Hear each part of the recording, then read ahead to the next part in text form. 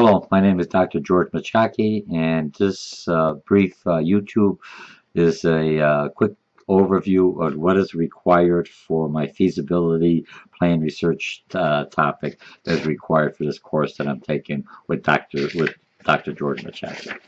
What you're going to be required, the feasibility plan is before I would open up a new product or a new product line or open up a new business or a new business venture, what I have to do before I invest all the money in capital and spending and getting into detail, creating what we would call a business plan, I would first have to see, does it make sense? Is my concept, is there enough customers to, am I open up in the right location, the right geographic location? Am I targeting the right market before I even go? So you'll be creating in this class a feasibility plan. And what you're going to be doing research. You can pick any topic you want, any business you want. If you're working, I don't like doing what a lot of people consider busy work. So if you're working for a company and there's a new product line or something that you would want to expand for your business or for your employer, you could utilize that as an expansion or a new product line for your feasibilities topic, no different than you would do in the business. Or if you're going to open up a whole new business, I want to open up a whole new venture on my own, I want to start up a business, just like if you're going to move out to try a new job, before you make that final move, which is a lot of times no coming back, you want to make sure that you have everything else and it kind of makes sense. As you go into college, you're taking classes, and some of the classes I want to be marketing, and you feel like, oh boy, I have to talk in front of a lot of people. Maybe I don't want to be marketing. Maybe I'll be a graphic designer instead. It's still in the marketing area, but not in the mainstream, so to say, marketing. So you've changed and adjusted. So this is what I want to do with a feasibility. You're going to be researching a topic, a product, a company, anything else that you want to open up. It's fair, it's open to you. I want you to use your creativity and work out of the box. So what are you going to need? You're going to have an overview. I'm going to provide in Blackboard, because everything's tied up with Blackboard. You'll have one that says feasibility research topic, and you'll see a mind map. And I'll have a mind map, and you also, another document in there is the rubrics, how many points and what's required. So what you're going to basically do in a mind map, you're going to have an overview, you're going to tell me the product or service or the new business and venture, you're going to tell me what type of an employee I'm going to have to hire, or what type of an employee I'll have to find, or maybe or what type of customers I'll have to do, what are my finances I'll need. Remember, when you open up a product and everything else, you have to finance it. Am I going to take money from another process if it's an existing business, or I'm going to take a loan or a short-term loan, or I'm going to try to get a line of credit, or I'm going to try to get some venture capitalists or outside investments on that. And the other thing you have to think about is, could I make some money off of this? Is there a profit on that? And what is the profitability, and is it sustainable? So that's the overview. You're going to look at the next, you're going to have 6 topics that have to be required. So you can open up your business, your research paper, and you're going to have topic 1, 2, 3, 4, 5, 6. Those are the headers.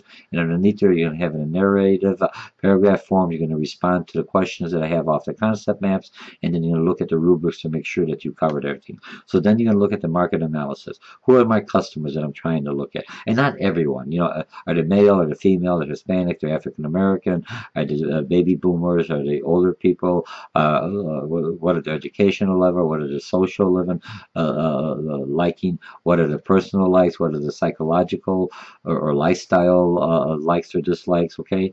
So you're doing like a customer profile. Can I make a profit? You're researching the market to see, is that industry expanding or is it dwindling and eventually it won't be here? What kind of negative impact? What's the market? Who are your competitors? You have to know. If there's a lot of competition, it doesn't mean you can't start the project. You just have to go to another geographic area where the competition is not so fierce. Okay, now you're marketing. You have to look at who. You have to be very specific.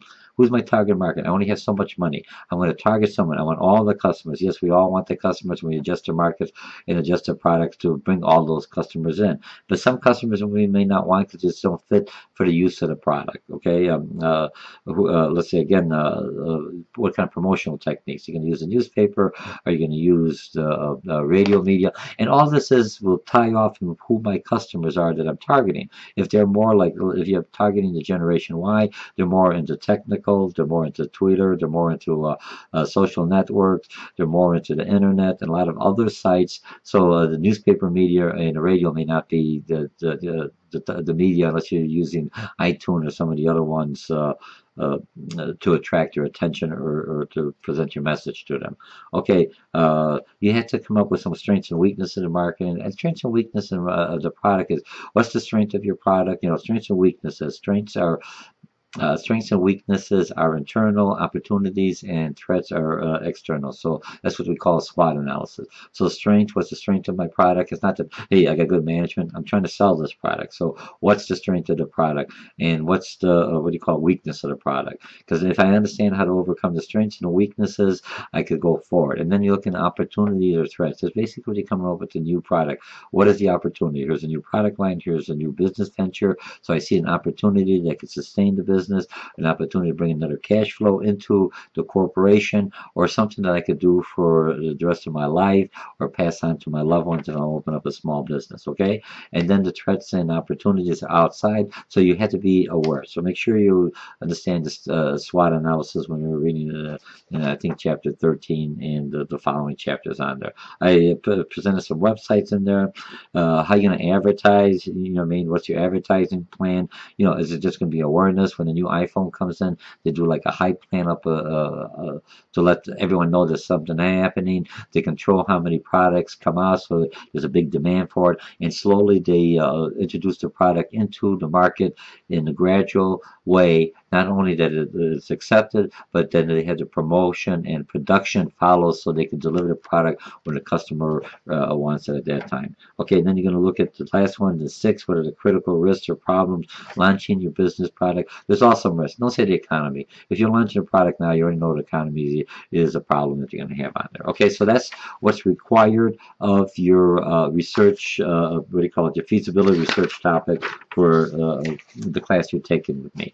Now, I've also included what do you call it, a grading grid. So if I look at the grading grid, you have the class on there, and basically it says you're going to have to, if you list all 6 of the headers, remember 1 through 6 that I said, you know, the overview or the executive summary, if you want to call that, and then the other 6 headers, and you respond to them, and you provide about 4 or 5 business terms for each header or concept, and they're in bold, and let's see, and provide the 3 strengths and weaknesses for each, at least for 3 of the 6. Within that, you'll get your A, and then you have to have 1,800 words. 18,000 would be writing a book. 1,800 words. It's about 300 words per page, because sending electronically about 6 pages or more. That's where it's 150 up to 135, 150. That's where you'll fall into the A. So for a B, you want to give me 5 headers, because for some reasons you're not creative. You can come up with them, and you only have to list the 3 business terms or concepts. They have to be in bold, so I can identify them real quickly. And then you have to include like at least a strength, 2 strengths and weaknesses, and opportunities and threats in any of the 5 topics, and a minimum of 1,300 words, or about 4 pages. And then it goes down 4 or 5. So you got the gist. You know, the less you do, the less the grade is. It's real easy, but at least this is what your major paper is going to be, and you'll turn that in, and you'll submit that to me electronically, and you'll submit it to me within Blackboard. I have an assignment, and you'll attach it as a Word document. You know, if it's Microsoft 2007, so it'll be a DOC at the end. If it's Microsoft 2010, so it'll be DOCX.